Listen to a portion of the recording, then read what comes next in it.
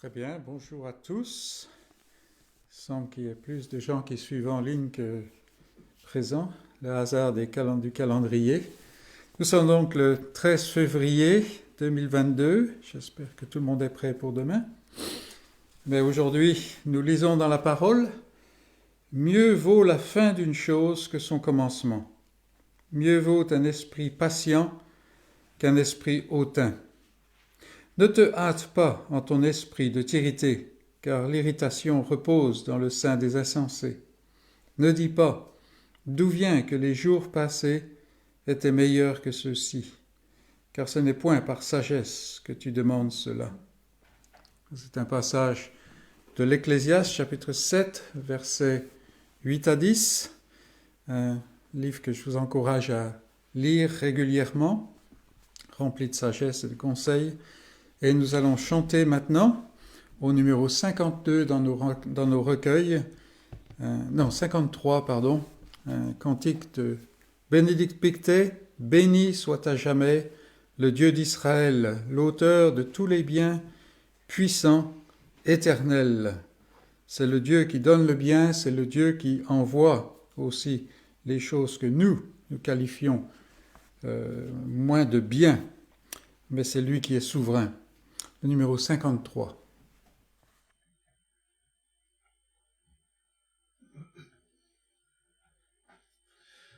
Béni soit à jamais le grand Dieu d'Israël, l'auteur de tous les biens, tout puissant éternel, qui touché de nos cris et de notre misère, dans nos calamités, c'est montré notre Père. Dans ses compassions, il nous a visités. Par son bras invincible, il nous a rachetés. Et malgré nos péchés, ce Dieu tendre et propice a fait lever sur nous le soleil de justice. Tous les peuples assis dans l'ombre de la mort se lèveront joyeux à la voix du Dieu fort, éclairés désormais par sa vive lumière.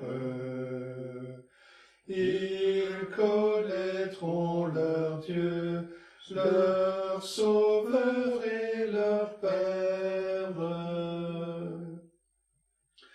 Il conduira nos pas au chemin de la paix, et ce divin Sauveur remplira nos souhaits.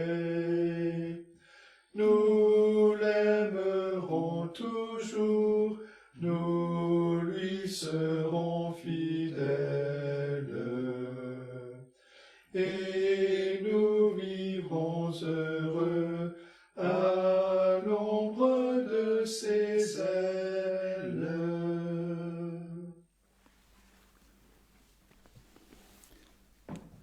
Prions, Seigneur.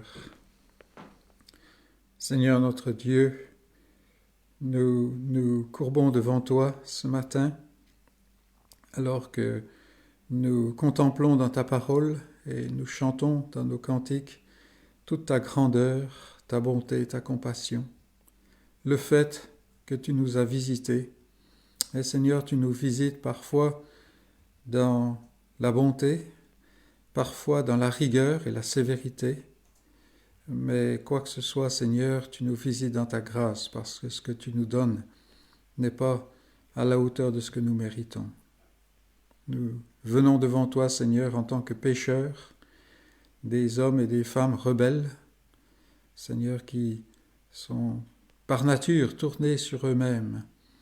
Et nous venons donc, Seigneur, non pas dans notre propre nom, ni dans nos qualités et nos bonnes œuvres, car Seigneur, toi, tu demandes la perfection et nous sommes loin de l'achever. Mais nous venons dans le nom de celui que tu as élevé, que tu as envoyé, que tu as élevé pour le pardon des péchés, celui qui a accompli l'œuvre et qui ouvre la voie auprès de toi. Et ce matin, Seigneur, c'est dans son nom que nous venons, et nous sommes heureux parce que du sein de cette race rebelle, tu nous as interpellés, quel que soit l'état de notre cœur. Et encore ce matin, tu nous adresses cette sainte convocation de venir devant toi, de pouvoir adorer ton nom, de pouvoir entendre quelle merveilleuse chose tu as faite et de pouvoir contempler la merveille de ton être. Seigneur, nous sommes heureux parce que nous voyons tout autour de nous des hommes et des femmes comme nous, qui n'ont aucune différence par nature et qui sont occupés et préoccupés avec les petites choses de cette vie qui passe, cette vie qui meurt sans cesse. Et toi, tu nous as fait grâce. Tu nous as fait grâce en nous appelant à venir devant toi. Tu nous as fait grâce en nous donnant ce temps où nous pourrons contempler ta grâce dans la face de Jésus-Christ, cet évangile. Et nous te prions que nous ne soyons pas insensibles, que nous ne soyons pas enfermés dans la dureté naturelle de notre cœur, mais qu'au contraire, par ton esprit, tu nous adoucisses et que tu nous rendes sensibles à ce que tu as à dire et que tu fasses que notre cœur reçoive ces paroles par la foi et, Seigneur, obéisse à ces paroles, les paroles que toi tu dis, car tu es le Dieu qui parle. Nous te prions, Seigneur, que qui que nous soyons, dans quelque état que nous soyons, nous puissions être transformés par ta parole et par ton esprit, car ce sont les instruments que tu utilises. Sois donc avec nous, Seigneur, dans ce temps de culte et glorifie ton nom, car nous te le prions, Jésus-Christ. Amen. Nous allons continuer au cantique 67, le numéro 67, à l'agneau sur son trône. Car n'oublions pas qu'il y a encore quelques mois, nous célébrions le petit Jésus, comme le monde l'appelle, mais il est l'agneau sur son trône et très bientôt nous allons célébrer ou nous remémorer ce qu'il a fait sur la croix. Et puis le matin du troisième jour, le matin de Pâques, où il ressuscite, il brise tous les liens, il brise tous les sceaux, et son peuple est libre à tout jamais. Donc nous chantons à l'agneau sur son trône, le 67.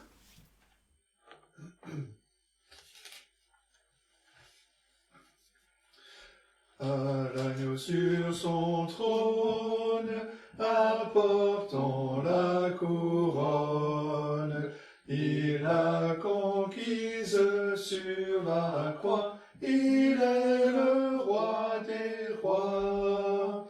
Éveille-toi, mon âme, bénis, adore, acclame, avec tous les anges du ciel, Jésus Emmanuel. À l'agneau sur son trône, l'encens et la couronne, car il est le Verbe incarné, d'une vierge il est né.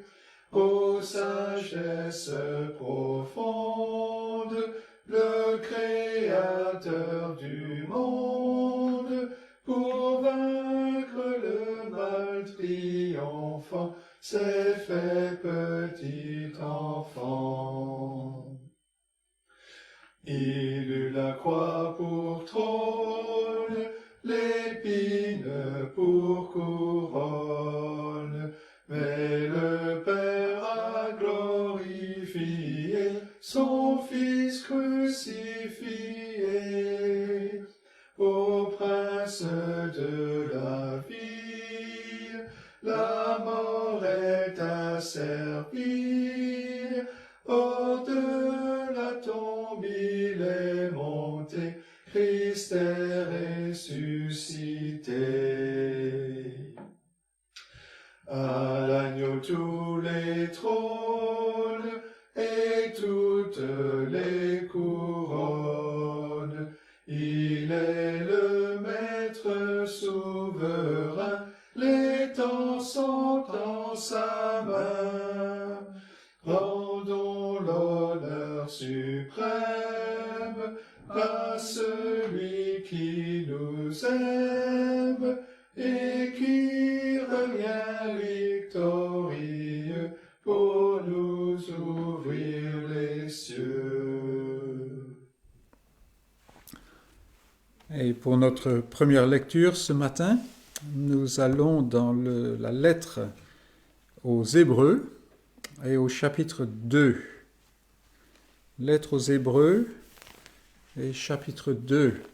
Et nous voulons voir quel est le témoignage de Dieu, quel est le témoignage de l'Ancien Testament à cette grandeur de Christ, cette supériorité et cette prééminence.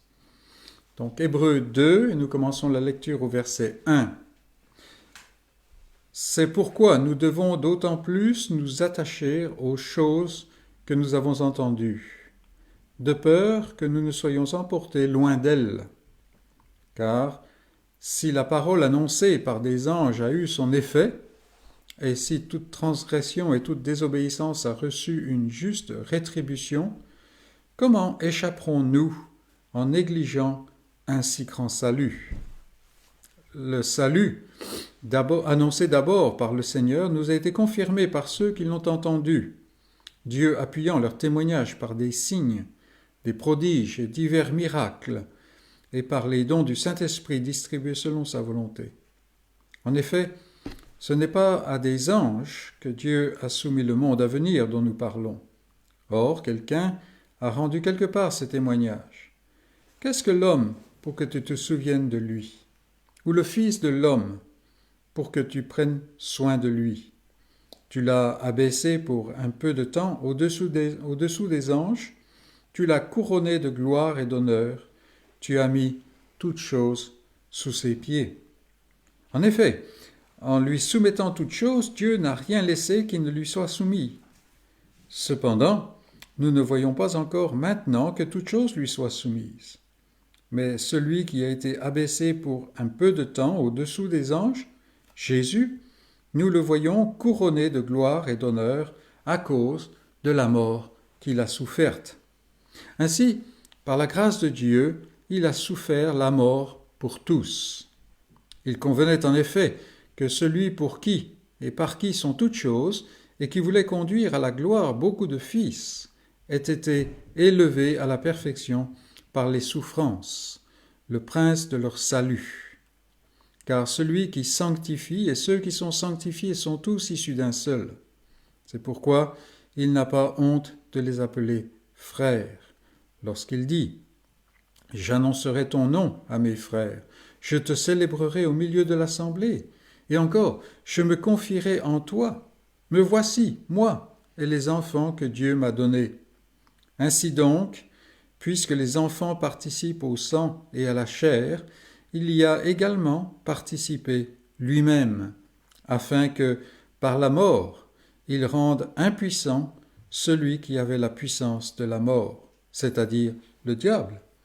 Ainsi, il délivre tous ceux qui, par crainte de la mort, étaient toute leur vie retenus dans la servitude. Car assurément, ce n'est pas à des anges qu'il vient en aide, mais c'est à la postérité d'Abraham. En conséquence, il a dû être rendu semblable en toutes choses à ses frères, afin qu'il soit un souverain sacrificateur miséricordieux et fidèle dans le service de Dieu, pour faire l'expiation des péchés du peuple. car du fait qu'il a souffert lui-même et qu'il a été tenté, il peut secourir ceux qui sont tentés. Et ici l'auteur montre comme quoi le salut que Christ apporte est supérieur à toute chose, mais aussi qu'il est intimement imbriqué dans notre vie, dans la vie, dans même le fait que nous sommes des créatures, comme il est dit, de chair et de sang. Ainsi, nous voyons bien que dans l'Ancien Testament, il y avait des tas et des tas de sacrifices. Et chaque sacrifice, en fait, préfigurait mais l'erreur des Juifs, l'erreur en fait des gens religieux, c'est de penser que quelque chose d'autre qu'un homme peut accomplir ce que l'homme a besoin de faire. L'homme avait besoin d'expier son péché, de rendre, de payer pour son péché, de sorte que la justice puisse suivre son cours. Et un animal ne peut pas le faire. Des bonnes œuvres ne peuvent pas le faire. Et c'est pour ça qu'il faut que Christ vienne.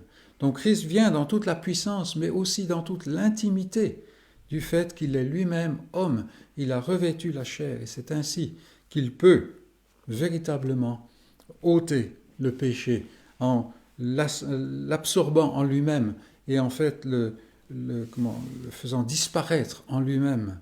C'est pour ça que une fois qu'il est mort sur la croix, la loi n'a plus rien à faire pour ses exigences de perfection, parce qu'elle a obtenu la perfection en Christ. Et donc Paul, plus tard, pourra dire, mais c'est ainsi qu'il peut dire, mais il n'y a donc aucune condamnation pour ceux qui sont en Jésus-Christ. Et nous allons continuer donc notre culte par le chant du numéro 120 dans nos recueils. Viens mon âme et contemple un objet sans exemple, sans pareil. Le numéro 120. Viens mon âme et contemple un objet sans exemple, le Dieu sauveur en croix. Et faisons attention alors que nous chantons cela, de ne pas être pris seulement par la mélodie, mais pensons aux paroles, des paroles qu'on dit des fois très légèrement ou sans même y penser, le Dieu sauveur en croix. C'est un véritable scandale, c'est vraiment quelque chose qui fait trébucher l'incrédule, mais c'est quelque chose qui devrait nous renverser. Hein. Le Dieu sauveur en croix. Chantons au 120.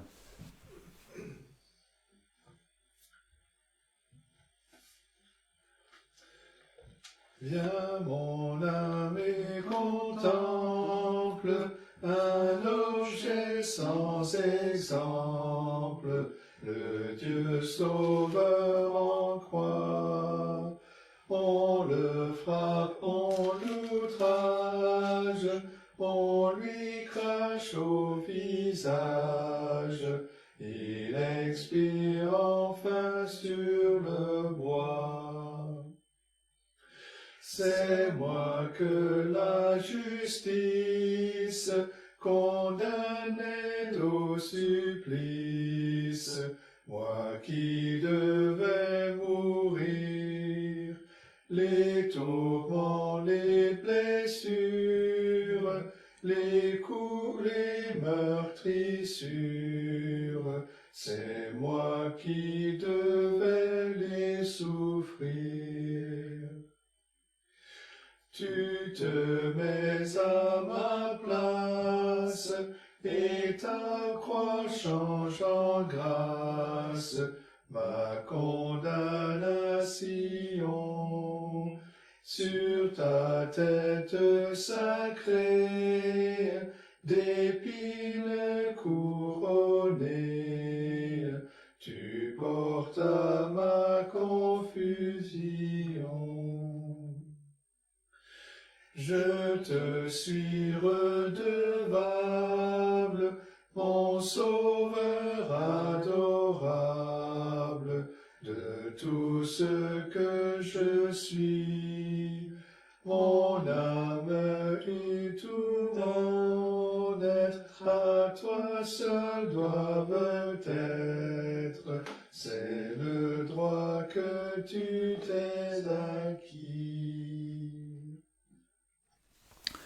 Et pour notre deuxième lecture, nous allons dans le livre de la prophétie d'Ésaïe, au dernier chapitre, le chapitre 66.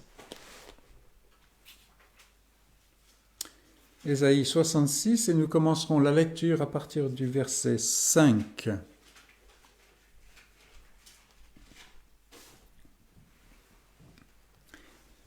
Et c'est ce que nous lisons. Écoutez la parole de l'Éternel, vous qui craignez sa parole. Voici ce que disent vos frères, qui vous haïssent et vous repoussent à cause de mon nom. Que l'Éternel montre sa gloire et que nous voyions votre joie. Mais ils seront confondus. Une voix éclatante sort de la ville, une voix sort du temple. C'est la voix de l'Éternel, qui paie à ses ennemis leur salaire. Avant d'éprouver les douleurs, elle a enfanté. Avant que les souffrances lui viennent, elle a donné naissance à un fils. Qui a jamais entendu pareille chose? Qui a jamais vu rien de semblable? Un pays peut-il naître en un jour? Une nation est-elle enfantée d'un seul coup? À peine en travail, Sion a enfanté ses fils. Ouvrirai-je le sein maternel pour ne pas laisser enfanter, dit l'Éternel? Moi qui fais naître, empêcherai-je d'enfanter, dit ton Dieu? Réjouissez-vous avec Jérusalem, faites d'elle le sujet de votre allégresse, vous tous qui l'aimez. Tressaillez avec elle de joie, vous tous qui menez deuil sur elle, afin que vous soyez nourris et rassasiés du lait de ses consolations, afin que vous savouriez avec honneur la plénitude de sa gloire. Car ainsi parle l'Éternel, voici, je dirigerai vers elle la paix comme un fleuve, et la gloire des nations comme un torrent débordé, et vous serez allaités, vous serez portés sur les bras et caressés sur les genoux. Comme un homme que sa mère console, ainsi je vous consolerai. Vous serez consolés dans Jérusalem. Vous le verrez, et votre cœur sera dans la joie, et vos os reprendront de la vigueur comme l'herbe. L'Éternel manifestera sa puissance envers ses serviteurs, mais il fera sentir sa colère à ses ennemis. Et c'est la parole de Dieu. Ici, Ésaïe termine sa prophétie dans ce chapitre, et il montre en fait que l'avenir, le dessein de Dieu pour son peuple, pour son Église, est un dessein glorieux. Un dessein glorieux, mais pas seulement glorieux, joyeux aussi. On parle d'allégresse, on parle de presque sortir de soi-même. Et rappelons-le, Ésaïe vivait dans un temps de décadence, un temps qui allait empirer, bien entendu, pendant les 2 siècles qui suivraient sa vie. Mais Ésaïe était un homme qui avait de fortes raisons d'être déprimé, d'être triste. Mais le dessein de Dieu n'est pas un dessein triste.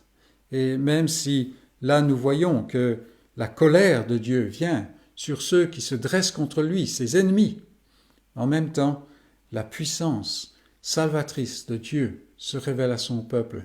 Et chaque jour, le peuple peut vivre dans la force de ce salut, dans la force de cette rédemption.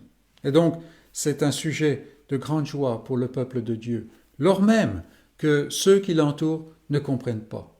Ils disent, mais montre-nous, on veut voir, mais on ne peut pas voir, à moins que Dieu, par son esprit, donne des yeux pour voir. Et il le fait dans la puissance de son esprit par la foi.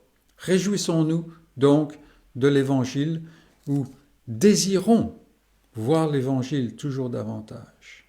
Et je vous invite à vous courber avec moi dans la prière devant le Seigneur. Prions. Seigneur notre Dieu, nous vivons des expériences diverses, mais nous devons tous, dans notre honnêteté, confesser que cette vie est vraiment une vallée de larmes. et que bien peu sont les moments de joie. L'homme se crée des moments de joie, ou plutôt des moments où il oublie la réalité pour enfumer son esprit avec une espèce de gaieté. Mais en fait, Seigneur, ce sont des pleurs, ce sont des frustrations, ce sont des moments qui affligent sans arrêt, si nous voulons vraiment dire la vérité. Et Seigneur, nous sommes dans de tels moments et nous vivons nous-mêmes comme des gens qui sont source de tristesse. Il y a tant de choses, Seigneur, que dans notre désir d'idéal, nous aimerions faire, nous aimerions voir. Mais le bien que nous voudrions faire, nous ne le faisons pas. Et le mal que nous voudrions éviter, Seigneur, nous le faisons. Et cela a toujours été. Et tu comprends, Seigneur, combien cela nous pèse. Et encore, nous devons reconnaître que cela ne nous pèse pas autant que cela devrait nous peser. Nous sommes vraiment de la terre et nous avons besoin, Seigneur, que tu viennes à notre aide, que tu viennes à notre rescousse. Et c'est pourquoi nous venons devant toi, parce que tu es le Dieu sauveur. Tu es le Dieu qui non seulement parle de salut, tu es le Dieu qui non seulement a conçu une voie pour le salut, mais en Jésus-Christ, tu t'es intimement impliqué et lié à ce salut, au salut de ton peuple. Et Seigneur, nous voyons dans sa venue qui est attestée, nous voyons dans sa vie qui est tout autant attestée, et nous voyons dans sa mort qui est un spectacle devant le monde entier. Nous voyons dans sa mort, Seigneur, le fait que en Jésus-Christ, tu es venu sauver. Il n'y avait pas d'ange qui pouvait le faire. Il n'y avait rien, absolument rien, parmi tout l'univers que tu as créé, qui puisse sauver. Et alors, en Jésus-Christ, tu es venu et tu as accompli l'œuvre. Et Seigneur, nous voulons t'adorer pour cela. Nous voulons nous prosterner devant toi, dans la poussière, et reconnaître que tu es le Dieu dont nous avons besoin et qu'il n'y en a point d'autre. Mais Seigneur, tu marches avec nous en Jésus-Christ et par ton esprit, et tu sais tout au sujet de notre cœur, de notre vie. Et nous te prions, Seigneur, que dans les instants où nous contemplons ta parole, dans les instants où nous nous approchons de toi et où nous contemplons ta perfection, tu nous donnes, Seigneur, d'être élevés au-dessus de cette terre, d'être enlevés dans les cieux et de voir ces choses que la langue des hommes ne peut même pas communiquer. Ô notre Dieu, nous avons besoin de toi à tout moment. Nous te prions, Seigneur, pour ton peuple Israël, ton peuple des rachetés, cette élection qui traverse toutes les nations, y compris même cette nation d'Israël, mais qui va jusqu'aux extrémités de la terre. Et Seigneur, nous te prions pour ce peuple. Ce peuple est bien souvent dans l'affliction, dans la persécution, dans la difficulté. Nous te prions, Seigneur, que tu t'approches de ton peuple. Nous avons aujourd'hui les moyens de savoir ce qui se passe de l'autre côté du monde et nous savons un peu plus, mais comparé à toi, nous ne savons rien, parce que toi, tu es intimement présent auprès de ton peuple, où qu'il soit. Et Seigneur, celui qui aujourd'hui est dans la maladie, dans la détresse, qui arrive au bout du rouleau, comme nous disons, ou qui même se sent plus loin que ce bout de rouleau, Seigneur, nous te prions que tu t'approches et que, intimement, tu poses ta main sur une telle personne. Seigneur, celui pour qui Christ est mort, tu ne vas pas l'abandonner, comme ta parole l'atteste. Et nous te prions qu'aujourd'hui, Seigneur, tu fasses danser son cœur, alors même que la situation dans laquelle il ou elle est une situation terrible. Seigneur, des fois la maladie vient même ôter toutes les capacités physiques qui nous permettent de tourner nos pensées vers toi. Seigneur, nous ne sommes pas à la merci de cette fragilité physique et même psychologique, car toi, Seigneur, tu es le Dieu qui t'approche, tu es le Dieu qui est proche. Et nous te prions que tu viennes poser ce baume de Galaad, ce salut qui est en Jésus-Christ, sur ceux de tes enfants qui souffrent aujourd'hui. Nous te prions pour ceux qui sont dans l'anxiété. Nous te prions pour ceux qui sont dans la joie aussi, afin que cette joie ne les détourne pas de toi. Seigneur, nous te prions pour ceux d'entre nous qui sont éloignés. Nous te demandons, Seigneur, de poser ta main sur eux. Nous te prions en particulier que tu marches devant nos amis, Cobus et Benita, dans ce qu'ils ont à faire maintenant qu'ils sont si loin de nous. Seigneur, que tu ouvres les portes et que tu aplanisses les sentiers. Nous avons confiance en toi, car de toute éternité, tu sais ce que renferme chaque moment, chaque situation. Nous te prions pour nos amis à Montélimar, que tu leur donnes de fixer les regards sur toi à travers toutes ces vicissitudes, et notamment cette semaine qui commence. Ô Seigneur, quoi qu'il soit, tu es notre Dieu, tu es le Dieu de Job, tu es le Dieu de tous ces patriarches, et à travers toi, à travers cette espérance dans le Messie, ils ont été plus que vainqueurs, parce que celui qui venait, celui qui est venu, est tout-puissant et il a accompli l'œuvre. Ô notre Dieu, alors que nous approchons de ta parole, donne-nous des oreilles pour entendre, donne-nous un cœur pour obéir, donne-nous d'être adoucis par ta grâce. Garde-nous d'endurcir nos cœurs, car c'est tellement facile à faire. Et que ta gloire resplendisse parmi ton peuple, dans ces jours qui sont mauvais, ces jours qui sont les derniers. Ô Seigneur, fais encore une œuvre de grâce, nous te prions, en Jésus-Christ. Amen.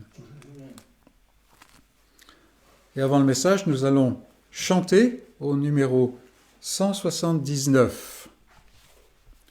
Le numéro 179 dans nos recueils.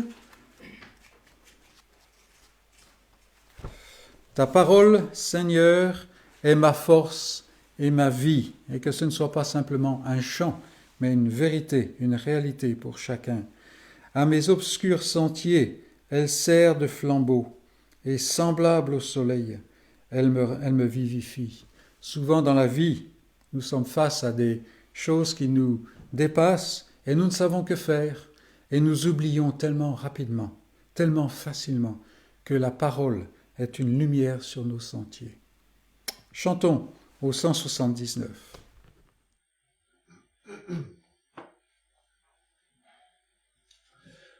Ta parole, Seigneur, est ma force et ma vie. À mes obscurs sentiers, elle sert de flambeau, et semblable au soleil, elle me vivifie, éclairant tous mes pas jusqu'au seuil du tombeau. Elle est la vérité, la sagesse suprême. Par elle je connais mon éternel destin. Ce fidèle miroir me dévoile moi-même en me montrant mon cœur, toujours au mal enclin. Livre consolateur, inspiré par Dieu même, mes yeux se sont ouverts à ta vive clarté.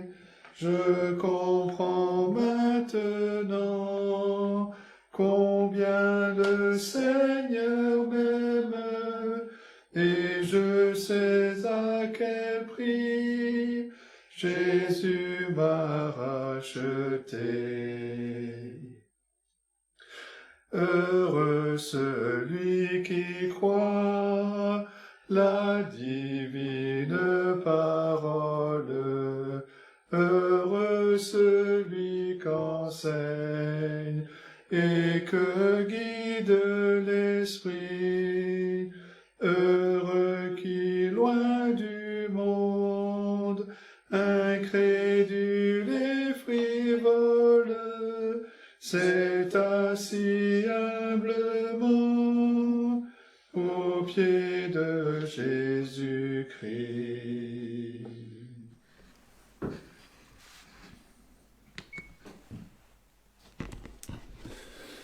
Je vous invite à ouvrir la parole de Dieu dans le livre des psaumes et nous allons regarder le psaume 52.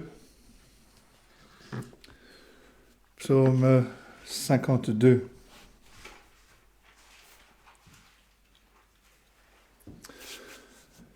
Et voici la parole de Dieu. Au chef des chantres, un cantique de David à l'occasion du rapport que Doeg, l'Édomite, vint faire à Saül en lui disant « David s'est rendu dans la maison d'Achimélec. » Pourquoi te glorifies-tu de ta méchanceté, tyran ? La bonté de Dieu subsiste toujours. Ta langue n'invente que malice, comme un rasoir affilé, fourbe que tu es. Tu aimes le mal plutôt que le bien, le mensonge plutôt que la droiture. Tu aimes toutes les paroles de destruction, langue trompeuse. Aussi Dieu t'abattra-t-il pour toujours. Il te saisira et t'enlèvera de ta tente.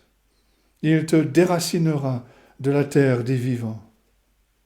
Les justes le verront et auront de la crainte, et ils feront de toi le sujet de leur moquerie. Voilà l'homme qui ne prenait point Dieu pour protecteur, mais qui se confiait en ses grandes richesses et qui se trompait dans la malice.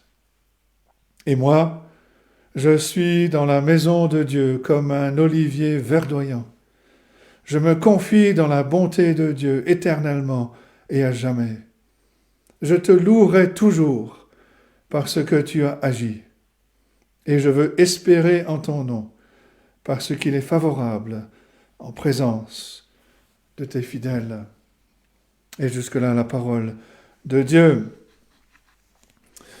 Le psaume 52 fait partie d'un groupe de psaumes qui contient une en-tête, une introduction, qui nous donne des détails au sujet de la composition de ce psaume.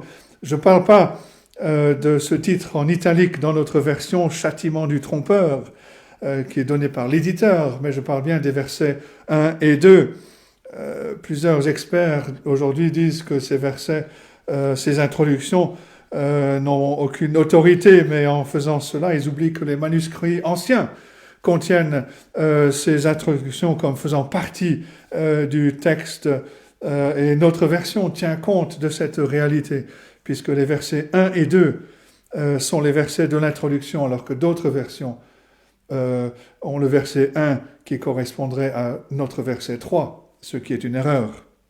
L'introduction que nous avons ici, le verset 1 et 2, nous dit que ce psaume 52 donc, a été écrit par David en réponse à ce qui a sans doute été l'une des expériences les plus douloureuses de sa vie, quand Doeg, l'Édomite, vint faire le rapport à Saül en lui disant « David s'est rendu dans la maison d'Achimélec ». Pour vous rappeler l'histoire, David était obligé de s'enfuir devant le roi Saül. Pourtant, c'est David le même qui, par la grâce de Dieu, par la puissance de Dieu, avait abattu le géant Goliath. Il a été au service du roi Saül pendant un certain temps. Il a mené les armées d'Israël. Il a même joué de la musique pour le roi Saül.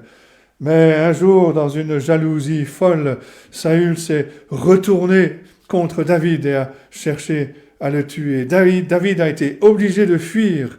Il est allé dans la ville de Nob, là où se trouvait à l'époque le tabernacle. et le souverain sacrificateur Achimélec. Et on lit cela en 1 Samuel 21 et les chapitres suivants. Et Achimélec, le souverain sacrificateur, ne savait pas qu'il y avait une tension entre le roi Saül et David. Et il a apporté son aide à David. Il lui a donné de la nourriture. Il a même donné l'épée de Goliath qui était enveloppée dans un drap. Alors que cela se passait, Saül devenait de plus en plus frustré devant son incapacité à mettre la main sur David. Et quelque temps plus tard, peut-être quelques jours, Saül était avec sa cour et se lamentait sur le fait que personne ne lui apportait des informations au sujet de David. Et on lit cela en 1 Samuel 21, les versets 7 et 8. Et une des personnes qui était présente, qui a entendu le roi se lamenter, était cet homme Doeg, l'Édomite. Il est décrit en 1 Samuel comme le chef des bergers de Saül. En entendant Saül se plaindre que personne ne lui apportait des informations au sujet de David, Doeg a saisi l'occasion pour se mettre en avant et dire au roi qu'il avait des informations. Il a dit au roi Saül qu'il était un noble accomplissant un devoir religieux dans le tabernacle. Et c'est là qu'il a vu arriver David et ses hommes. Et qu'il a vu Achimélec qui a aidé David en lui donnant le pain consacré et comme nourriture, et qui lui a ensuite donné l'épée de Goliath. 1 Samuel 22, versets 9 et 10.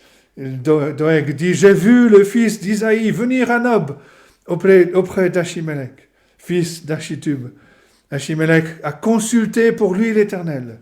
Il lui a donné des vivres et lui a remis l'épée de Goliath, le Philistin. » Et dans le récit de 1 Samuel, Saül a éclaté en colère. Il a fait venir Achimélec et tous les autres sacrificateurs pour qu'il les juge pour ce qu'il considérait comme étant une trahison.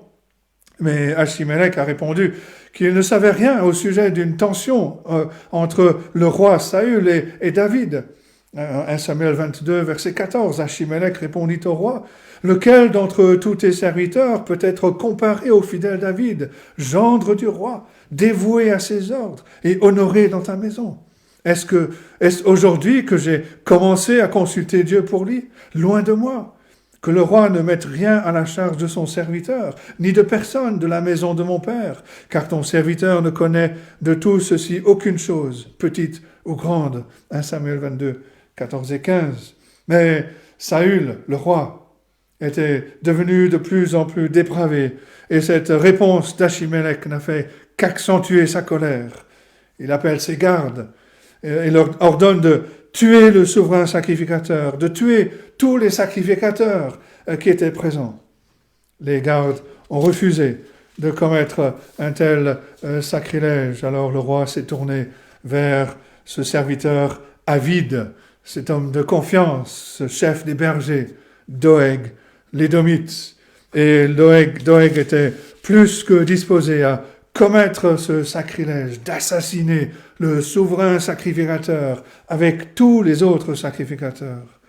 Et Saül a ensuite, avec Doeg, fait tuer tous les habitants, tout le bétail, tous les êtres vivants dans la ville de Nob. On lit cela en 1 Samuel 22, des versets 16 à 19.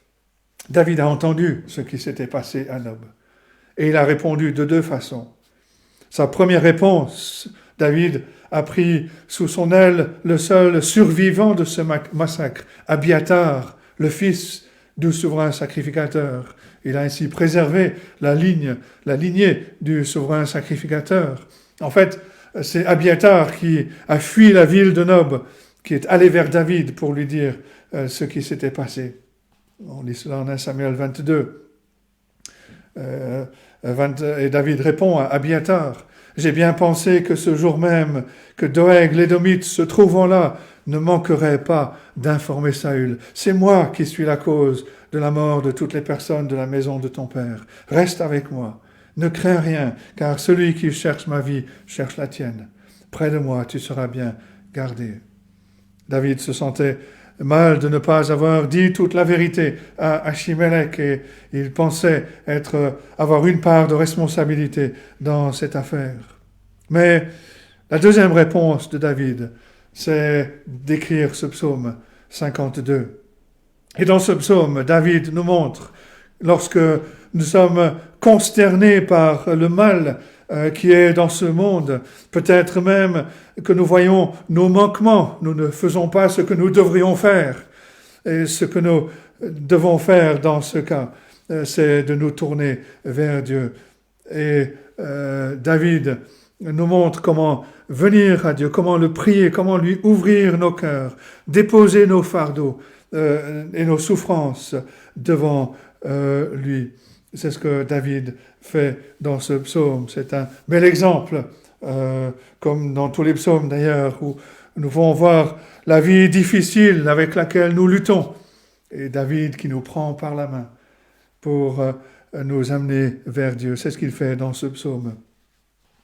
David est scandalisé par les actions meurtrières de Saül et en particulier de Doeg. Et dans ce psaume, il cherche la justice de Dieu.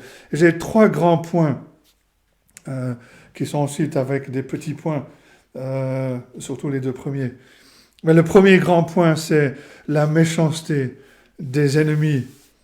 David commence ce psaume après son introduction, par parler de façon rhétorique à son ennemi, comme si l'ennemi était devant lui, comme si Doeg était devant lui. Il lui dit au verset 3, « Pourquoi te glorifies-tu de ta méchanceté, tyran ?» Le genre de glorification, d'orgueil que David a en tête, c'est cette attitude d'autosatisfaction, d'autosuffisance qui se vante du succès de ses mauvaises actions. Et David dit que cet air de supériorité dans lequel Doeg se réjouit est mal placé quand il est basé sur des actions mauvaises. Et dans les versets 3 à 6, David va condamner Doeg en cataloguant sa dépravation. Il lui dit en quelque sorte, tu te glorifies, tu te vantes, tu as cet air de supériorité, mais laisse-moi te montrer ce que tu es réellement. Et petit 1, d'abord, David ridiculise son ennemi à cause de son cœur mauvais. Et on voit cela au verset 3. « Pourquoi te glorifies-tu de ta méchanceté, tyran ?» C'est le cœur qui se glorifie. Quel genre de cœur possède Doeg qui se glorifie, qui se plaît dans la méchanceté? Quel genre de cœur possède Doeg qui peut être satisfait par l'atrocité qu'il vient de commettre? Les désirs de cet homme, ses affections, étaient entièrement livrés au péché.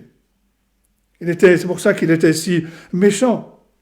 Un commentateur écrit « Une des preuves les plus décisives de la nature réprouvée, de la nature de l'incroyant, c'est que nous nous glorifions dans ce qui fait notre honte. » Et c'est intéressant de noter que l'idée de honte a quitté notre culture aujourd'hui.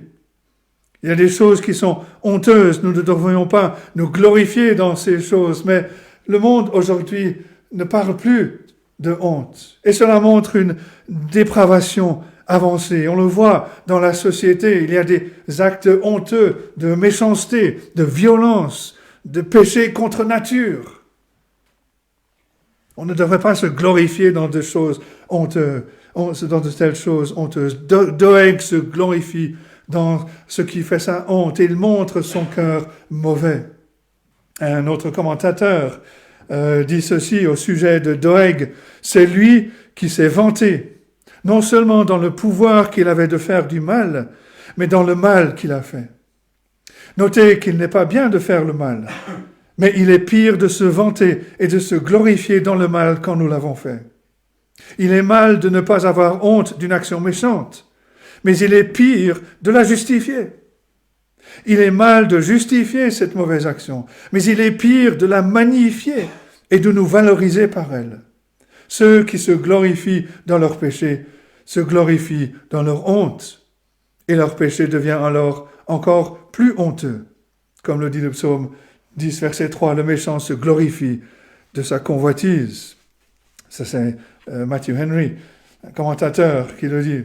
Mais voilà le cœur mauvais de Doeg. Il se réjouit de l'occasion qui lui était donnée de se mettre en valeur aux yeux du roi, aux dépens des autres, et en commettant le meurtre. Et David se moque de lui en l'appelant tyran, parfois traduit homme fort. Le terme utilisé décrit plutôt une position, faisait sans doute partie de la garde rapprochée de Saül. Dans les 2 livres de Samuel, on retrouve cette expression homme fort, et Doeg était l'un d'eux. Et David lui pose la question. Il dit, mais quelle est ta force quand tu te glorifies du meurtre de ceux qui étaient sans défense? Alors que Doeg exulte dans ses actions, David souligne à la fin du verset 3, « La bonté de Dieu subsiste toujours. » Les méchants vont se vanter, mais ils ne vont pas se vanter pour toujours. Dieu qui vit éternellement va réparer ce qui est mal. Il va faire toutes choses bonnes et il va défendre la cause de ses serviteurs justes. Et le fait que Doeg aime le mal plus que le bien, comme David le dit au verset 5, révèle simplement la folie de son cœur mauvais. Dans un monde qui un jour va être jugé par Dieu. Doeg révèle son cœur mauvais.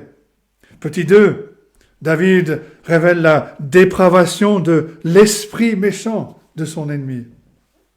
Doeg n'est pas un homme qui est malheureusement tombé dans le péché, qui a pris un mauvais chemin alors qu'il ne voulait pas le prendre. Non, loin de là. C'est un complot, une machination. Regardez verset 4. Ta langue n'invente que malice. D'autres versions disent ta langue n'invente que des projets de destruction.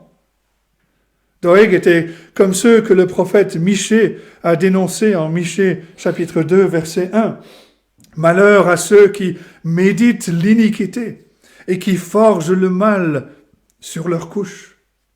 Au lieu de dormir, au lieu de profiter du repos, au lieu de remercier Dieu à la fin de la journée, au lieu de cela, ces personnes réfléchissent, leur esprit bouillonne, ils se demandent qu'est-ce qu'on va faire demain matin, qui est-ce qu'on va dérober, à qui va-t-on faire du mal, comment va-t-on s'enrichir aux dépens des autres. Et on a cela tout autour de nous aujourd'hui, en politique, dans le monde des affaires, dans le monde en général. Voilà ce qui se passe. Voilà ce genre d'esprit méchant, dépravé que nous voyons. Et que nous voyons ici chez Doeg. Quand Doeg a vu David au tabernacle, il n'a pas immédiatement et de façon spontanée averti Saül. Il a réfléchi à la façon dont il pouvait tirer le meilleur profit. Doeg a attendu la meilleure occasion. Et quand l'occasion s'est présentée, quand Saül se lamentait de ne pas savoir où David se trouvait, Doeg était prêt. Il savait ce qu'il fallait dire. Il était prêt à se mettre en avant en utilisant l'information qu'il possédait avec son esprit méchant pour faire le mal à d'autres. Il y a le cœur mauvais qui ne désire que le mal. Il y a l'esprit méchant qui complote habilement. Comment faire ce mal? David, troisièmement, petit 3, focalise son attention sur la bouche méchante de son ennemi. Cette bouche qui se glorifie dans le mal. David écrit au verset 4, « Ta langue n'invente que malice, comme un rasoir affilé, fourbe que tu es. » Verset 5, il le décrit. Tu aimes le mal plutôt que le bien, le mensonge plutôt que la droiture. Doeg préférait le mensonge à la vérité. Et c'est un piège dans lequel on peut tomber très facilement. On commence à mentir, on s'habitue à tromper les autres.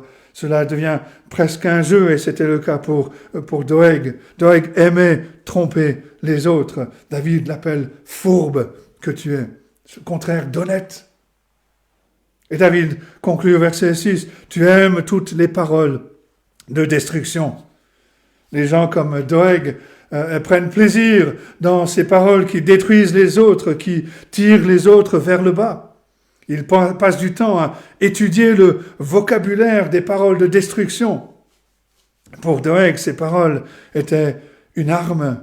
Il savait très bien qu'en ouvrant sa bouche devant Saül, des épées allaient être tirées, la vérité serait piétinée, des vies seraient détruites.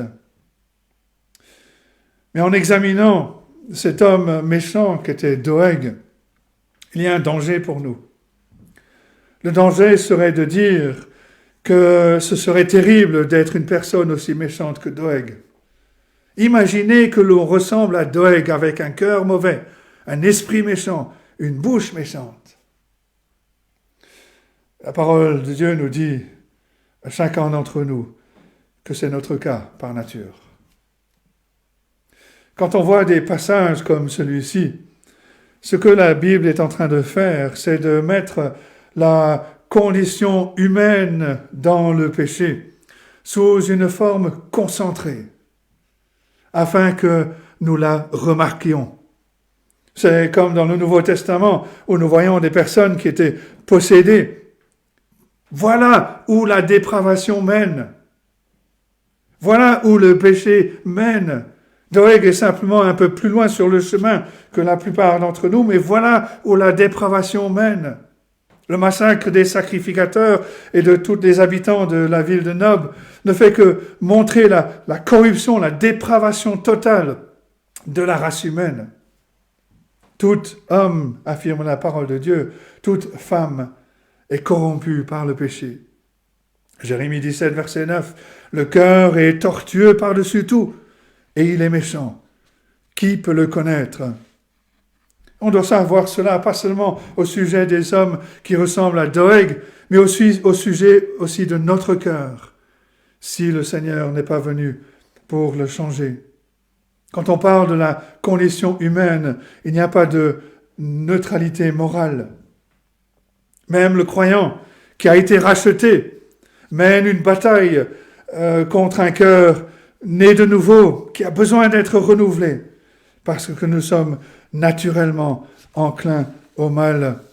C'est aussi vrai en ce qui concerne nos esprits, nos pensées. C'est la raison pour laquelle nous devons être nourris de la parole de Dieu chaque jour. Nous avons besoin de commencer la journée avec la vérité, la lumière que Dieu nous donne. Pourquoi ? Parce que par nature, notre esprit est méchant. Et nous vivons dans un monde méchant. Nous avons chanté le cantique 179 au sujet de la parole de Dieu. Verset, la deuxième strophe dit ceci, « Elle est la vérité, la sagesse suprême. Par elle, je connais mon éternel destin. Ce fidèle miroir me dévoile à moi-même, en me montrant mon cœur, toujours au mal enclin. » Je ne sais pas si vous l'avez remarqué, mais quand on lit quelque chose dans le journal ou sur Internet, ou quand on regarde les informations, ou qu'on les écoute à la radio, notre esprit se dirige vers les choses vers lesquelles il ne se devrait pas se diriger. Et il y va directement. On a réalisé que tous les êtres humains, par nature, sont loin de Dieu. Comme dit Paul aux Éphésiens, chapitre 4, verset 18, ils ont l'intelligence obscurcie. Ils sont étrangers à la vie de Dieu à cause de l'ignorance qui est en eux, à cause de l'endurcissement de leur cœur. L'être humain qui ne connaît pas la grâce de Dieu est totalement dépravé dans son intelligence. Et le croyant ne doit pas oublier que lui-même, il doit combattre un esprit méchant qui est encore présent dans la chair. Le combat de Romains 7, par exemple. Mais plus encore, Doeg était loin d'être la seule personne à dire du mal avec sa bouche. L'apôtre Paul décrit toute l'humanité. Et sa description ressemble à ce que David dit au sujet de Doeg. Rappelez-vous le passage en Romains chapitre 3. L'apôtre Paul écrit, et il cite plusieurs passages de l'Ancien Testament, et ce sont des images assez parlantes. Et Romains 3, à partir du verset 13, il dit, leur gosier est un sépulcre ouvert. Quand on ouvre une sépulture, ça sent pas très bon. Leur gosier est un sépulcre ouvert. Ils se servent de leur langue pour tromper. Ils ont sous leurs lèvres un venin d'aspic. Et Paul leur dit, vous avez un poison dans la bouche quand vous laissez votre nature pécheresse s'exprimer. Leur bouche est pleine de malédiction et d'amertume. En se focalisant particulièrement sur la façon dont le péché se manifeste par la parole, le psaume 52 nous rappelle que c'est une très grande erreur que de prendre les mots à la légère. Avec nos mots, nos paroles, nous pouvons soit bâtir, donner du courage, être une bénédiction pour quelqu'un, soit faire le mal, comme il est décrit et condamné dans ce psaume. La parole, ce que nous disons, est une question importante selon la parole de Dieu. Jacques écrit en chapitre 3 de sa lettre, verset 5, « La langue est un petit membre, elle se vante de grandes choses. Voyez comme un petit feu peut embraser une grande forêt. La langue est aussi est un feu. C'est le monde de l'iniquité. » David a prié dans le psaume 141, verset 3, « Éternel, mets une garde à ma bouche. Veille sur la porte de mes lèvres. » Doeg, par son mauvais exemple, nous rappelle que les paroles ont un poids, les paroles comptent beaucoup. Le psaume 52 non seulement condamne les mauvaises paroles, il nous montre aussi comment l'état de notre cœur est révélé par nos paroles. C'est ce que le Seigneur Jésus-Christ a souligné en Matthieu 12, verset 34, c'est de l'abondance du cœur que la bouche parle. Ce ne sont pas seulement des paroles qui sortent de notre bouche, mais la façon dont nous parlons révèle le genre de personne que nous sommes. Matthieu 12, verset 37, un peu plus loin que le verset que je viens de citer. Le Seigneur dit, « Car par tes paroles tu seras justifié, par tes paroles tu seras condamné. » De plus, quand on considère que ce que le discours de Doeg a accompli, à savoir le massacre des sacrificateurs et des habitants de toute vie humaine, de toute vie en tout court dans la ville de Nob, on peut comprendre alors pourquoi le Nouveau Testament met l'accent sur le peuple de Dieu, dont les péchés ont été pardonnés, afin qu'ils nettoient leur discours, qu'ils purifient leur discours. Et cela n'inclut pas seulement le fait de ne pas dire de mauvaises paroles, mais cela veut dire aussi de ne permettre qu'à de bonnes paroles de sortir de notre bouche. Apprendre à parler de manière gracieuse, dans la vérité, dans la crainte de Dieu, recherchant le bien de l'autre. Et on voit dans la famille chrétienne en général que ceux qui ont marché avec le Seigneur pendant de nombreuses années, ceux qui sont des modèles de foi et de grâce, ce sont les mêmes personnes qui font attention à leurs paroles, à ce qu'ils disent, la grâce dans leur cœur, les a mis au défi concernant leurs paroles. Et cela les pousse à réfléchir avant de parler. Ils ne veulent pas simplement parler pour avoir l'air intelligent ou pour remporter le débat. Ils veulent parler d'une manière remplie de grâce, parce que c'est de l'abondance du cœur que leur bouche parle. Et cela devrait nous amener à soumettre nos cœurs à la seigneurie du Seigneur Jésus-Christ. L'apôtre Jacques a fait cette déclaration inquiétante quand il a parlé de la parole et de la langue, et après tout ce qu'il a dit, il arrive à la conclusion, Jacques 3, verset 8, « Mais la langue, aucun homme ne peut la dompter. » Mais le problème qui est derrière la langue, c'est notre cœur. Et nous avons besoin d'amener notre cœur au Seigneur, de lui demander d'œuvrer dans notre cœur de telle façon que cela se voit dans la façon dont nous parlons, dont nous utilisons notre langue, comme David, de prier « Éternel, mets une garde à ma bouche, veille sur la porte de mes lèvres. » Mais le but de David en écrivant le psaume 52 n'était pas simplement de cataloguer, de condamner la méchanceté de son ennemi. Nous arrivons au deuxième grand point, où David va mettre en avant la justice de Dieu. Et David se console avec sa connaissance de la justice de Dieu. David est certain de la vengeance de la part de Dieu sur les méchants, comme Doeg. Il est possible, certains disent que David a eu une révélation spéciale de la part de Dieu, mais c'est improbable. Ce qui est le plus probable, c'est que David connaissait la parole. Il connaissait la Bible. Il savait que le méchant qui se vante de sa méchanceté sera un jour jugé. Doeg sera jugé. Et David pouvait entrevoir cette réalité. Il le dit dans les versets 7 et 9. Et comme David le voit, ce jugement prendra la forme d'un renversement des mauvaises actions commises par les méchants. Les choses que ces personnes ont faites pour avoir du succès dans le monde, ces mêmes choses leur seront faites à eux. Charles Spurgeon écrit dans Le Butin du Roi, « Dieu donnera aux hommes de méchanceté une part selon la mesure dont ils se sont servis. »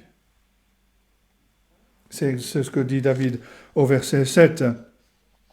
Doeg avait détruit les sacrificateurs de l'Éternel. David dit aussi, Dieu t'abattra-t-il pour toujours. Doeg avait arraché les habitants de Nob de leur maison. David lui dit, Dieu te saisira et t'enlèvera de ta tente. Cette déclaration fait peut-être allusion au tabernacle, là où officiaient les sacrificateurs. Doeg pensait peut-être pouvoir s'en tirer en profanant le tabernacle de Dieu. Mais l'Éternel va enlever la tente de Doeg et faire de lui un sans-abri pour toujours. Et finalement, comme Doeg avait éliminé les sacrificateurs, David dit, à la fin du verset 7, « Dieu te déracinera de la terre des vivants. » Ce verset 7 est un parfait exemple de ce qu'on appelle la justice rétributive. Dieu punira les pécheurs avec un jugement qui correspond à leurs actes. C'est à souligner parce que dans ce monde postmoderne dans lequel on vit, certains esprits, certains experts qui se disent évangéliques nous disent que cela n'est pas vrai, que c'est une manière de penser qui date, qui n'est plus d'actualité. Ils disent que l'enfer, ce n'est qu'une séparation d'avec Dieu. Ce qui est vrai, c'est une séparation d'avec Dieu, mais la Bible enseigne que c'est bien plus que cela. Il y aura des souffrances corporelles, éternelles, pour les hommes de méchanceté en enfer. Et David parle d'un jugement violent qui correspond aux actions terribles, violentes de Doeg. Dieu va juger. Son jugement est une rétribution. Pourquoi ? Parce que Dieu est juste. Dieu est glorieux dans sa justice. Et si le monde n'apprécie pas cela, Dieu l'apprécie. Et il rétribuera les méchants pour leurs mauvaises actions. Mon commentateur écrit que la menace de jugement par David montre que la chute des méchants et des puissants à la fin sera totale.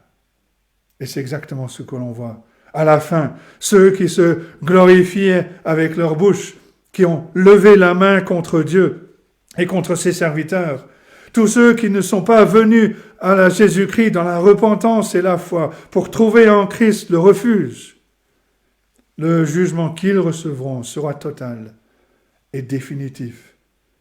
Aussi Dieu t'abattra-t-il pour toujours. Mais David ne se limite pas à déclarer la réalité du jugement de Dieu. Il poursuit en notant l'effet de ce jugement sur le peuple de Dieu. Et là, il y a trois choses. La première, c'est que les justes verront la justice et le jugement de Dieu. Verset 8, les justes le verront. Ils verront le jugement de Dieu. Ils verront la justice de Dieu. Et c'est important. Certains croyants sont dans l'embarras au sujet du jugement de Dieu, au sujet de l'enfer. Et certains disent, si Dieu doit le faire, qu'il le fasse à un endroit où on ne le voit pas. Mais ce n'est pas ce que le psalmiste dit. David loue Dieu parce qu'il verra la justice de Dieu. Ce n'est pas que David soit motivé par une certaine haine ou qu'il soit une personne méchante lui-même. David est dans ce monde où il doit poser les questions suivantes. Qu'est-ce que Dieu fait? Pourquoi les méchants semblent s'en tirer sans que rien ne leur arrive? Pourquoi ceux qui sont au pouvoir sont-ils des hommes de méchanceté? Pourquoi ce sont eux qui possèdent les richesses?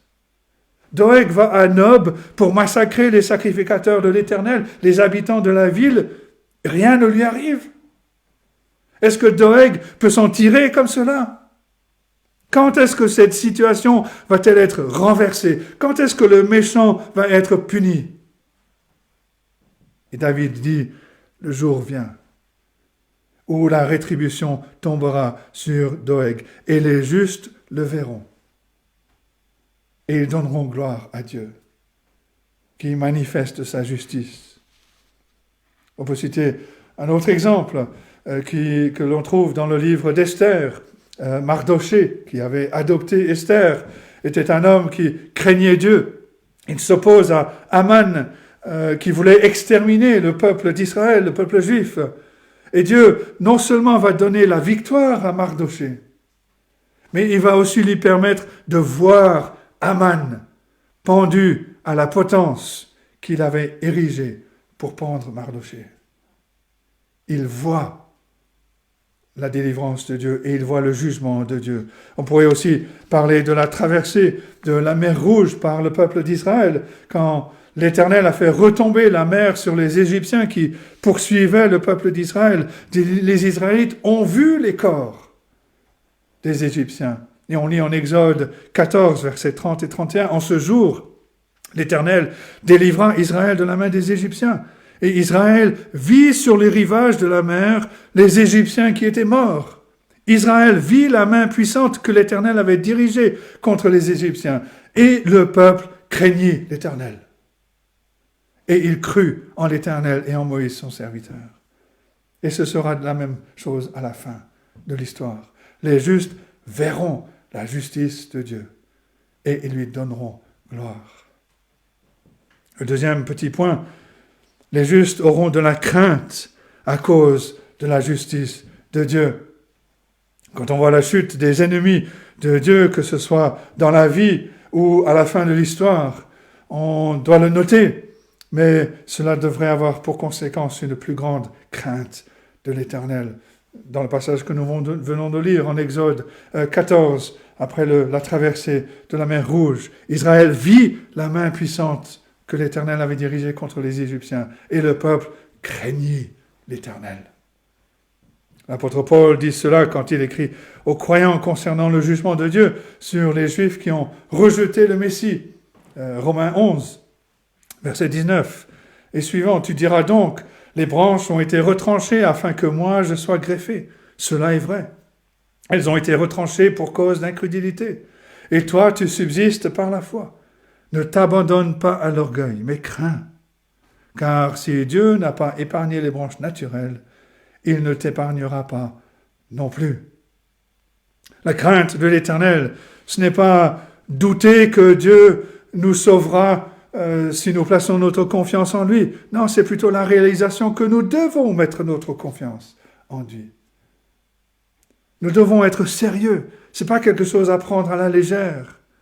Nous devons jouer pour gagner, parce que le mal, le péché sont mortels. Troisième petit point, les justes vont se moquer de leurs ennemis. Regardez la fin du verset 8 et le verset 9. Ils feront de lui le sujet de leur moquerie. Voilà l'homme qui ne prenait point pour Dieu pour protecteur, mais qui se confiait en ses grandes richesses et qui triomphait dans sa malice. C'est pas le genre de moquerie qui regarde à la destruction des méchants comme une sorte de divertissement plein d'arrogance. Non, c'est une réjouissance qui se glorifie dans la victoire d'un Dieu qui est juste et saint et qui s'est montré fidèle jusqu'à la fin. C'est le soulagement, le rire de ceux qui se glorifient dans le Seigneur. Et David nous dit, apprenons la leçon. Ce que nous voyons en Doeg, c'est un homme qui n'a pas pris Dieu pour protecteur, qui n'a pas trouvé en Dieu son refuge. Il a mis sa confiance dans les grandes richesses, dans un pouvoir pervers. C'est l'un ou l'autre. Le Seigneur Jésus-Christ a lui-même enseigné que l'on ne peut servir qu'un seul maître. On ne peut pas servir Dieu et l'argent en même temps. Notre plan pour le succès est soit d'être sauvé par Dieu qui est tout-puissant, soit de nous sauver nous-mêmes par les richesses et le pouvoir. Et David nous dit, apprenons la leçon de Doeg, apprenons la leçon de la chute qui arrive pour Doeg. Cela doit nous pousser à nous tourner vers le Seigneur, à regarder à lui et non aux choses de ce monde qui passent. Les justes verront le jugement et ils se réjouiront. Rappelez-vous la fin de l'Apocalypse. Babylone, image de ce monde, est tombée, jugée. On lit en l'Apocalypse 18, verset 20, « Ciel, réjouis-toi sur elle, Babylone. Et vous, les saints, les apôtres, les prophètes, réjouissez-vous aussi, car Dieu vous a fait justice en la jugeant. » Réjouissez-vous. Nous nous réjouissons de la gloire de Dieu dans son jugement.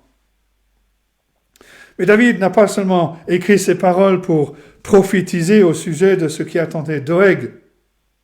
On a ici l'image de tous ceux qui n'ont pas mis leur confiance en Dieu, qui ont mis leur confiance dans les richesses, le pouvoir, les plaisirs du monde, qui ont transformé les choses légitimes en idoles. Ça peut être les études, le travail, le sport, l'indépendance, les plaisirs. David nous dit, ne tombons pas dans le même piège que Doeg. Doeg s'est vanté de tout ce qu'il avait acquis, de son pouvoir méchant. Et à cause de cela, il était aveugle. Il ne voyait pas l'éternité qui l'attendait. La vie est courte, l'éternité est longue. David nous rappelle que nous ne devons pas être aveuglés par ce monde et tomber dans le piège de Doeg, mais que nous devons vivre à la lumière de l'éternité. Tout ce que le monde peut nous offrir ne tiendra pas au jour du jugement. Si on se réfugie dans les choses de ce monde, elles ne pourront pas nous sauver.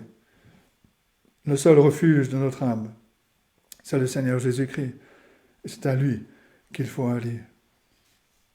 Dans les récits des événements de la fuite de David que nous trouvons en 1 Samuel, les chapitres 21 à 26, on voit un contraste avec ce psaume 52.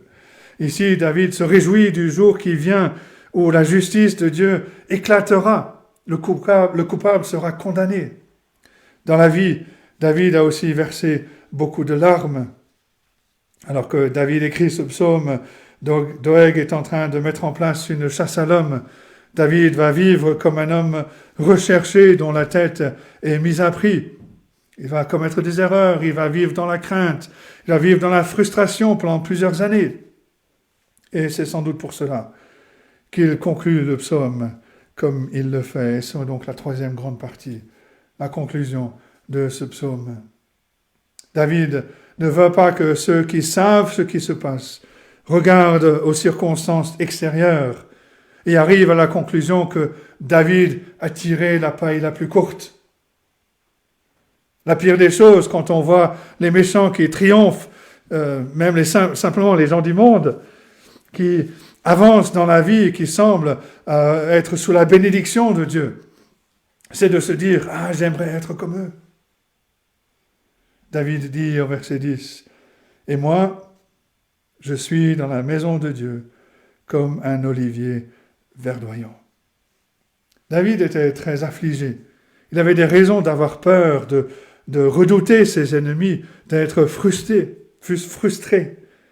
Mais il dit, vous voulez connaître la vérité à mon sujet? Je suis comme un olivier verdoyant dans la présence de Dieu. L'olivier est une belle image de la prospérité spirituelle. C'est une belle image de la vie et de la vie éternelle. Un olivier fort, bien placé, peut porter du fruit pendant des siècles. Le fruit donne la nourriture pour les hommes, de l'huile pour l'éclairage, un médicament pour soulager la douleur, la maladie. Être comme un olivier verdoyant, cela veut dire posséder l'huile de la grâce de Dieu dans le cœur. Et David dit, voilà ce que moi je possède. Eux, ils ont l'armée. ils ont les richesses, ils ont le pouvoir, ils ont tout cela contre moi. Moi, j'ai l'huile de la grâce de Dieu dans mon cœur. Une autre réalité concernant l'olivier, c'est sa capacité à survivre les sécheresses. Et c'est la réalité pour le croyant. Même au temps difficile, il porte du fruit en toute saison. Et David précise qu'il est comme un olivier verdoyant dans la maison de Dieu. Je trouve que l'olivier est aussi une image biblique, un symbole biblique pour l'Église de Jésus-Christ, pour le peuple de Dieu. C'est pour ça que l'apôtre Paul, en Romains chapitre 11, parle des Israélites comme des branches qui ont été retranchées de l'olivier et que les croyants d'origine païenne ont été greffés sur l'olivier. Et Paul fait cette déclaration que l'Église, c'est le peuple de Dieu. Ce sont les personnes qui appartiennent à Dieu, qui grandissent dans sa présence, avec la lumière de sa grâce qui les éclaire, l'huile de son Esprit Saint qui vient les nourrir. David est en train de dire, il vaut mieux avoir des circonstances calamiteuses comme celles que David a décrites et qu'il connaît à ce moment-là, d'avoir accès à la grâce, à la gloire de Dieu, de savoir qu'il prend soin de moi, que c'est lui qui dirige mes pas, que c'est lui qui sauve parfaitement. Il vaut mieux avoir cela que d'avoir les richesses et le pouvoir du méchant. Le Seigneur Jésus-Christ a dit, je suis le cep, vous êtes les sarments, celui qui demeure en moi et en qui je demeure porte beaucoup de fruits. Jean 15, verset 5. Mais cette description, en décrivant la vie de cette façon, la vie de bénédiction dans la présence de Dieu, ce psaume 52 nous rappelle, j'espère, le psaume 1. Le psaume 1, où le psalmiste décrit le contraste entre le croyant et les doègues de ce monde. Le psaume 1 commence, « Heureux l'homme qui ne marche pas selon le conseil des méchants, qui ne s'arrête pas sur la voie des pécheurs, qui ne s'assied pas en compagnie des moqueurs, mais qui trouve son plaisir dans la loi de l'Éternel, qui la médite jour et nuit.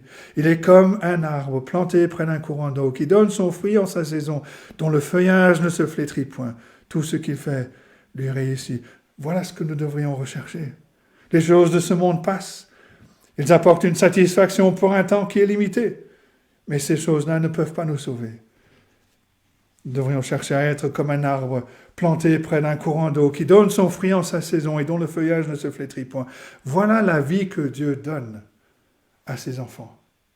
Voilà la vie que Dieu donne à ceux qui lui appartiennent. Par contre, le psaume 1 continue. Il n'en est pas ainsi des méchants. Ils sont comme la paille que le vent dissipe. C'est pourquoi les méchants ne résistent pas au jour du jugement, ni les pécheurs dans l'assemblée des justes, car l'Éternel connaît la voie des justes. La voie des pécheurs mène à la ruine. Et c'est ce qui est arrivé à Doeg. On n'en entend plus parler dans la parole. Il s'enfle d'orgueil et il est dissipé comme la paille que le vent souffle. La vie riche et remplie de bénédictions ne peut s'acheter avec de l'argent. C'est Dieu qui la donne gratuitement par sa grâce en Jésus-Christ. Et c'est à Jésus-Christ qu'il faut aller pour avoir la vie en abondance. Et David va conclure ce psaume 52 avec une description de sa réponse à Dieu. Et là encore, on a 3 petits points. D'abord, David se décide d'honorer Dieu en se confiant dans sa bonté. À la fin du verset 10, « Je me confie dans la bonté de Dieu éternellement et à jamais. » David allait connaître des hauts et des bas dans les années à venir, et c'est toute la richesse des psaumes de voir le psalmiste dans toutes sortes de situations. Mais David décide d'honorer Dieu, même s'il est très faible, en se confiant dans la grâce et la bonté de Dieu. Voilà la ressource sur laquelle David compte. Voilà ce dont il a besoin, de savoir que Dieu l'aime. Comment faire? Comment se confier dans l'amour, dans la grâce, au milieu des épreuves?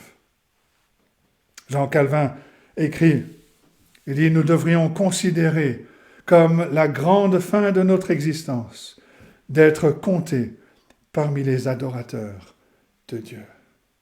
Voilà ce que Dieu a fait de nous. Voilà la grâce que Dieu nous a manifestée. Il a fait de nous des sacrificateurs, ceux qui l'adorent en esprit et en vérité. Il a révélé son amour pour nous en Jésus-Christ. Et il nous comble de toute bénédiction spirituelle en Jésus-Christ. Comme Paul le dira aux Romains chapitre 8, versets 31 et 32. « Si Dieu est pour nous, qui sera contre nous? Lui qui n'a point épargné son propre Fils, mais qui l'a livré pour nous tous, comment ne nous donnera-t-il pas aussi toutes choses avec lui ?» Dieu a prouvé son amour envers nous en nous donnant son propre Fils. Comment ne nous donnera-t-il pas aussi toutes choses avec lui? Reconnaissons que tout ce que nous avons, tout ce que Dieu nous donne, nous l'avons par grâce. Et comptons sur cette grâce merveilleuse de Dieu. Et de cette manière, nous glorifierons Dieu dans nos vies. Je me confie dans la bonté de Dieu. Parce que tout ce qu'il m'accorde n'est que par grâce. Il n'y a aucun mérite. Deuxième point, David va ensuite offrir un cœur reconnaissant, malgré les difficultés qu'il traverse. Voilà quelqu'un qui a été trahi, quelqu'un qui est pourchassé, dont la tête est mise à prix. Il dit au verset 11, « Je te louerai toujours parce que tu as agi. » Mais qu'est-ce que Dieu a fait? David regarde à l'avenir. Il sait que la parole de Dieu est si certaine qu'il la considère comme déjà accomplie. Je te loue parce que je sais que c'est une réalité, c'est une certitude, c'est comme si tu l'avais déjà fait. Tu vas juger le méchant. Et le croyant qui est appelé par la grâce de Dieu doit traverser toutes sortes d'épreuves et de difficultés, mais il doit aussi réaliser que Dieu ne le punit pas. Et il nous sauve à travers ces épreuves. Même si nous ne savons pas tout ce qui nous attend en chemin, nous avons cette glorieuse espérance qu'à la fin nous serons dans la présence même de Dieu pour toujours, sans péché, sans maladie, glorifiés. Et pendant ce voyage dans le désert, en route vers notre terre promise, vivons d'une façon qui remercie Dieu pour l'œuvre qu'il a faite, parce que cette espérance glorieuse, c'est lui qui nous l'a donnée, en nous réconciliant à lui-même par Jésus-Christ. Et si David pouvait dire « Je te louerai toujours parce que tu as agi », nous avons encore plus de raisons de le dire. Quand David dit « parce que tu as agi », on ne peut s'empêcher de penser aux dernières paroles du Seigneur Jésus-Christ sur la croix, lorsqu'il s'est écrié « Tout est accompli ». Oui, son jugement des méchants est une certitude, et nous louerons Dieu pour sa justice. Mais il a aussi accompli l'œuvre du salut, le salut de son peuple. Et en Jésus-Christ, notre pardon est accompli. Notre vie éternelle est sécurisée. Comme le verset cité tout à l'heure, il n'y a maintenant plus de condamnation pour ceux qui sont en Jésus-Christ, parce que Christ a payé le prix à notre place. Et Dieu étant juste, il n'exigera pas que le prix soit payé une deuxième fois. Si Christ a payé le prix, il n'y a plus de condamnation pour ceux qui sont en Jésus-Christ. Si David voulait offrir un cœur reconnaissant à Dieu pour ce qu'il a fait, nous avons toutes les raisons pour offrir un cœur plein de reconnaissance à Dieu pour tout ce qu'il a fait en Jésus-Christ. Et l'amour reconnaissant est aussi la source de la véritable obéissance. Petit 3, David enfin décide d'espérer dans le Seigneur, la fin du verset 11. « Et je veux espérer en ton nom, parce qu'il est favorable en présence de tes fidèles. » Qu'est-ce que cela veut dire, espérer en ton nom? C'est compter patiemment sur la miséricorde de Dieu et continuer d'avancer même au milieu des afflictions. David parle d'espérer en ton nom parce qu'il est favorable. Dieu est disposé à nous écouter, à répondre à nos prières, à subvenir à nos besoins, parce que en Christ, nous avons la paix avec Dieu. Nous avons été réconciliés avec Dieu et nous pouvons venir à lui en toute confiance. Et David se contente d'être compté par le peuple affligé de Dieu sur la terre, parce qu'il sait que ce Dieu qui est favorable va révéler le salut à la fin. Faire partie du peuple de Dieu qui est affligé sur la terre maintenant, c'est faire partie du peuple de Dieu qui sera glorifié dans l'éternité.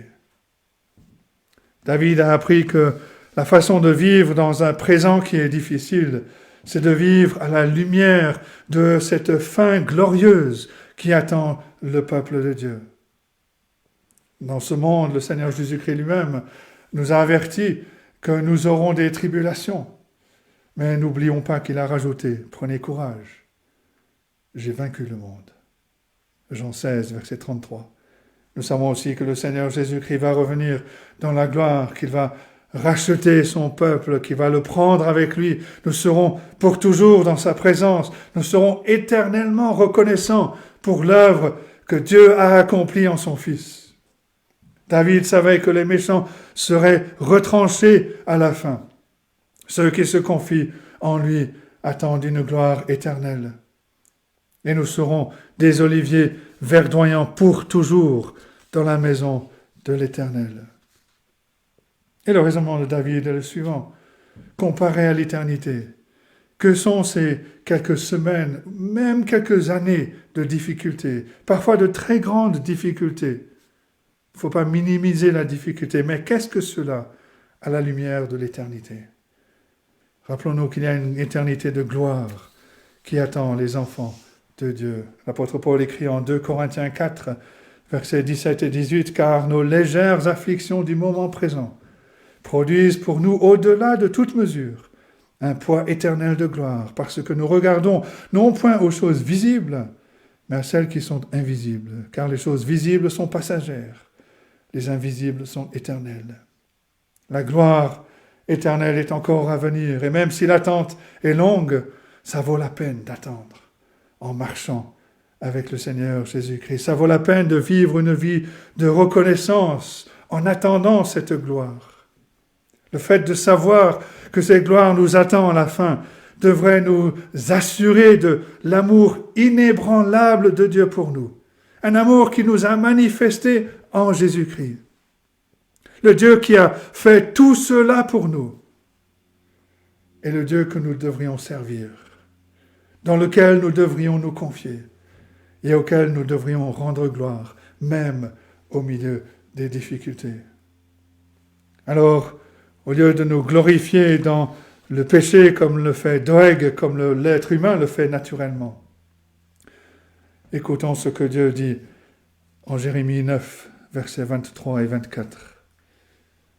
Ainsi parle l'Éternel, que le sage ne se glorifie pas de sa sagesse, que le fort ne se glorifie pas de sa force, que le riche ne se glorifie pas de sa richesse, mais que celui qui veut se glorifier d'avoir de l'intelligence et de me connaître, de savoir que je suis l'Éternel, qui exerce la bonté, le droit et la justice sur la terre, car c'est à cela que je prends plaisir, dit l'Éternel. Que Dieu nous aide à méditer sur ces choses et qu'il bénisse sa parole à nos cœurs. Amen.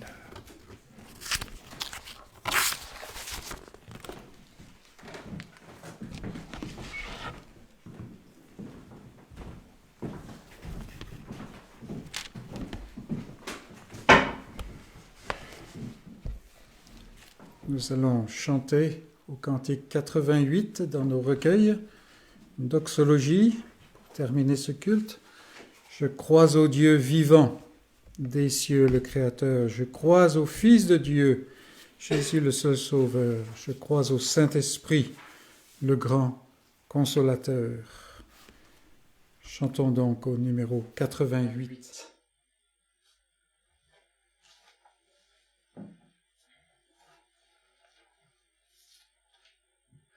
Je crois au Dieu vivant, des cieux le Créateur. Je crois qu'il est le Tout-Puissant, le seul Seigneur. Je sais qu'il est amour, il m'aime et me conduit. Il est ma force et mon secours, mon ferme appui. Je crois au Fils de Dieu, Jésus le seul Sauveur. Je crois qu'il est venu des cieux pour nous pécheurs. Il est mort sur la croix, il sort du froid tombeau. Au soir il vit et règne en moi, il vient bientôt. Je crois au Saint-Esprit, le grand consolateur. Je crois que des divins écrits, il est l'auteur. Il a scellé ma foi, il me guide et m'instruit. Par lui Jésus habite en moi, par lui je vis. Et Moïse, à la fin de sa vie, témoignait « Car je proclamerai le nom de l'Éternel. Rendez gloire à notre Dieu. Il est le rocher. Ses œuvres sont parfaites, car toutes ses voies sont justes. C'est un Dieu fidèle et sans iniquité. Il est juste et droit. » Et c'est la parole, la fin de notre culte. Bon dimanche, bonne semaine à chacun et à ceux qui peuvent, rendez-vous mercredi.